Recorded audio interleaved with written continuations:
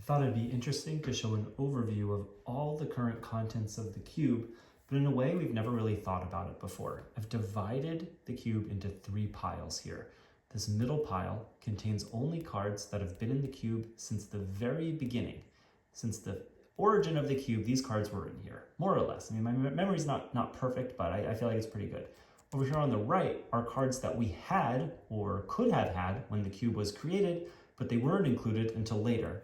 And then this pile on the left is cards that were not printed when we first created the cube over a decade ago.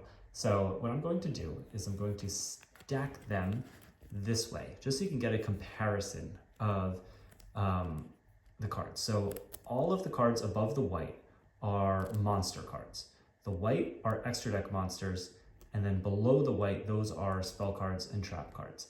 So if we compare the cards that have been in the cube from the beginning to the cards that we could have put in the cube at the beginning if we had them or if we thought to, there's a ton here. And actually this pile is the highest. So even compared to cards that have been printed later, technically we've had just a little bit more. It looks like we've had like 3 more cards here than ones that have been newly printed. So I'm going to go through each of these piles. I mean, one thing that's really interesting just in looking at it this way is how many of the extra deck cards in particular have been printed after the fact. Now, there definitely are some extra deck cards in the were printed earlier pile, but most of these were just like too expensive or we didn't actually have them, or I'm sure I made some mistakes. But as we go through, we can cover some of those specific topics. So first thing I'm going to do is just cover the cards that have been in here since the beginning. These are all in level order. I'm not going to have, so remember in the early days where we just had random tuners just sprinkled throughout the cube. We didn't have a mandatory set of 4 tuners in each deck. So it was very luck dependent. You might wind up having a deck that had only 1 or 2 tuners in it total. So we changed that. Similarly, we also used to just have the tribute monsters be randomly distributed throughout the cube. And so you could wind up drawing a ton of tribute monsters and then you just lose because you break. So we fixed that problem. Extra deck monsters, I think, I remember this one being an early cube, within the first year of making it. I'm sure there were other ones that I'm not thinking about here, but these are just the ones that I remember. Obviously this card's artwork was imprinted, but I'm pretty sure we had offerings to the Doom since the very beginning. It's actually kind of funny looking at some of these because this used to be one of like the best cards back in the day. I don't think it's quite as good anymore. Maybe we just don't see it as often. But some of these cards have been removed and then put back in. So it's kind of funny. Like technically I would say they've been in the cube since day 1, thinking specifically about like stuff like Prideful Roar, for example. That was in the cube early and I thought it was too cheap, so I took it out and it's actually only recently been put back in. If we kind of look at these cards that have been in, that could have been in since the beginning, we have some of these normal monsters. They've been in for a while, obviously, but it's only been very recently that Fire Kraken has been put in as an extra normal monster to have here.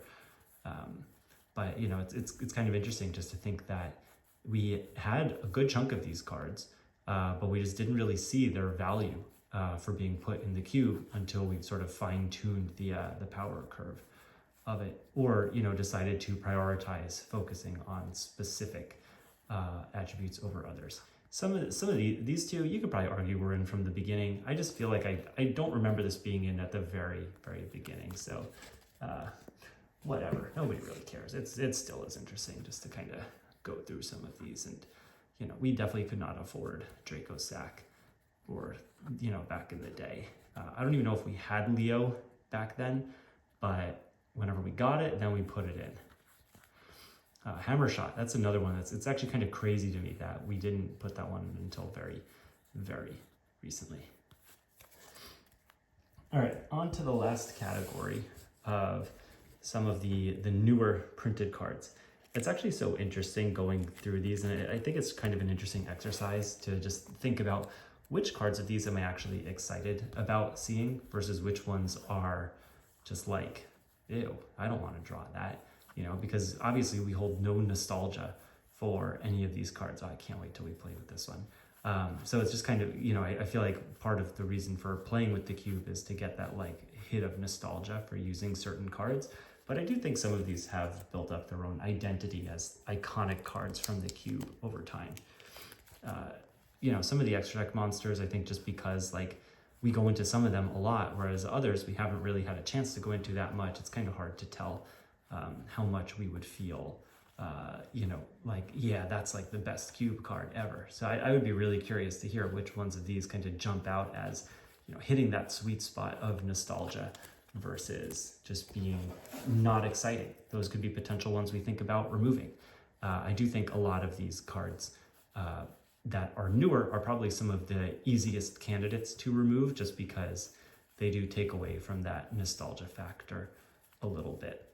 So some of these I do think have some of the best effects that we've seen, especially some of these traps that crack down, Terrors of the Overroot, World Legacy Clash. Like, I think these cards are just so incredibly cool. So those are all the cards that are currently in the cube. I just thought it was a really interesting exercise to look at it that way. I'd love to hear any thoughts.